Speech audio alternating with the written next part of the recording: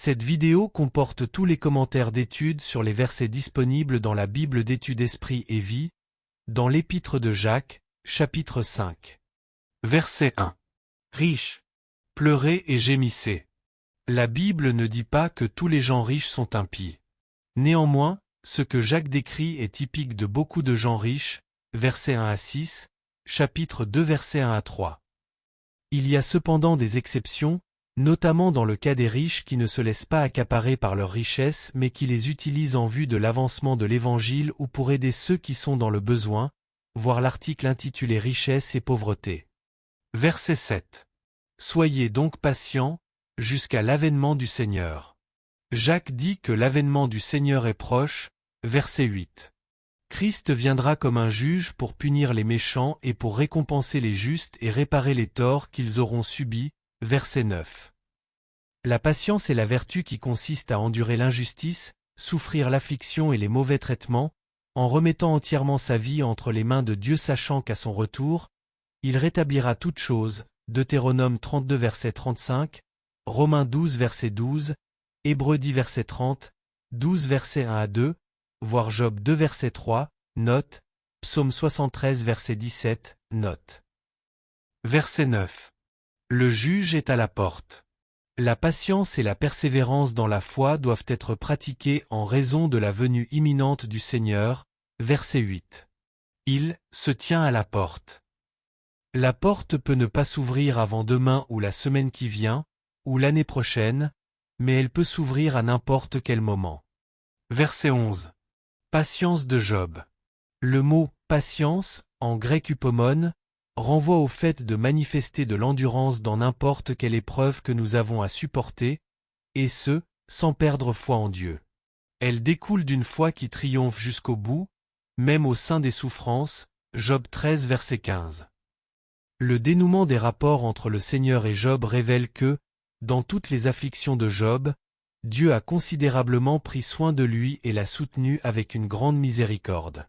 Jacques veut que nous sachions que Dieu s'intéresse à son peuple et que, dans ses souffrances, il le soutiendra avec amour et miséricorde, voir Job 6 verset 4, note, 42 verset 10, note. Verset 13. Quelqu'un parmi vous est-il dans la souffrance, la joie? Lorsque vous passez par l'affliction, la pauvreté ou la détresse, l'Écriture vous invite à puiser votre force de Dieu dans la prière. Approchez-vous de votre médiateur, Jésus-Christ. Il vous représente devant Dieu, il intercède en votre faveur, Hébreux 7 verset 25, et il vous accorde grâce et miséricorde pour vous aider en temps de besoin, Hébreux 4 verset 16. Prenez la parole de Dieu au sérieux, déchargez-vous sur lui de tous vos soucis, 1 Pierre 5 verset 7.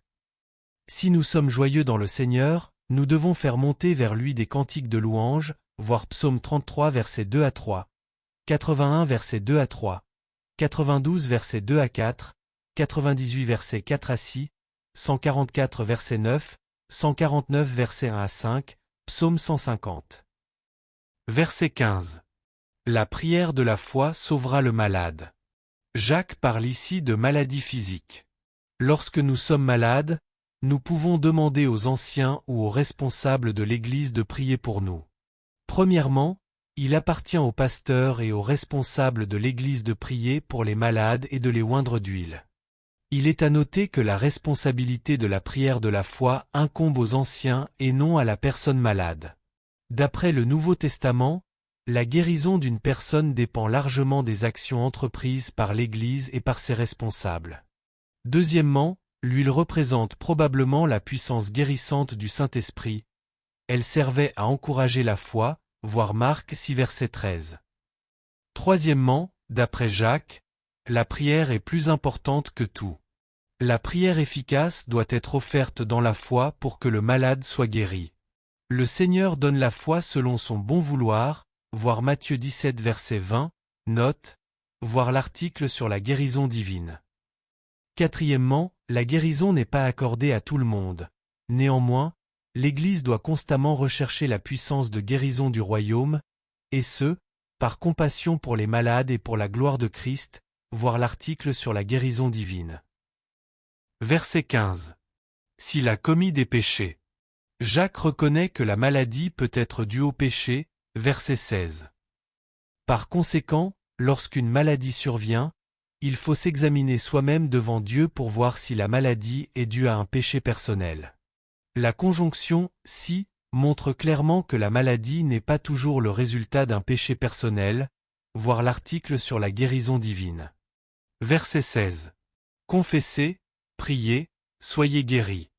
Ce verset nous montre pourquoi la guérison n'est souvent pas accordée au sein des communautés chrétiennes. Le péché doit être confessé aux autres, qui plus une prière fervente, les uns pour les autres, doit être offerte à Dieu. Le péché dans l'Église est une entrave aux prières des croyants et empêche la puissance divine de guérison de se manifester au sein de l'assemblée. Verset 16. La prière fervente du juste a une grande efficace. La prière du juste. Premièrement, nous rapproche de Dieu, Hébreux 7 verset 25.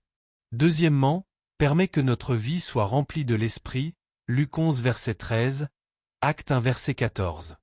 Troisièmement, nous accorde la puissance en vue du ministère, Actes 1 verset 8, 4 verset 31 et verset 33, et de la consécration chrétienne, Éphésiens 1 verset 19. Quatrièmement, nous édifie spirituellement, Jude 1 verset 20.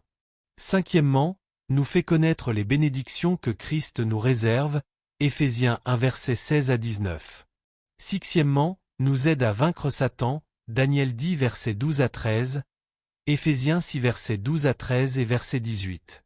Septièmement, clarifie la volonté de Dieu à notre égard, Psaume 32 verset 6 à 8, Proverbe 3 verset 5 à 6, Marc 1 verset 35 à 39.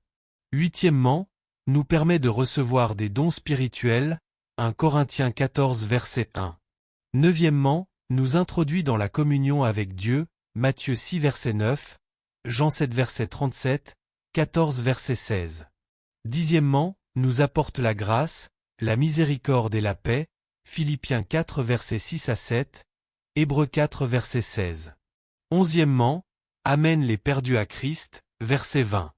Douzièmement, nous communique la sagesse, la révélation et la connaissance de Christ, Éphésiens 1 verset 16 à 17. Treizièmement, nous apporte la guérison, verset 15. Quatorzièmement, nous apporte la délivrance lorsque nous sommes affligés, Psaume 34 verset 4 à 7, Philippiens 1 verset 19. Quinzièmement, glorifie Dieu avec des louanges et des actions de grâce, Psaume 100 verset 4. Seizièmement, concrétise la présence de Christ en nous, voir Apocalypse 3 verset 20, et 17e, nous assure de notre salut final et de l'intercession de Christ en notre faveur, Hébreux 7 verset 25, voir l'article sur la prière efficace. Verset 18. Il pria, et le ciel donna de la pluie. Élie était un homme qui croyait que les prières qu'il adressait à Dieu accompliraient beaucoup de choses, jusqu'à provoquer l'intervention de Dieu dans la nature.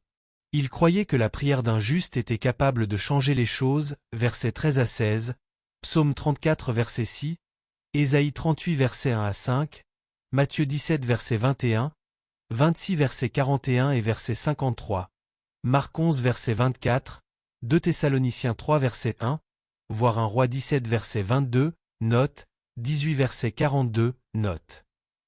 Premièrement, nous devons faire attention de ne pas accepter d'enseignements qui sapent notre foi en la puissance de la prière concernant l'intervention de Dieu dans notre vie.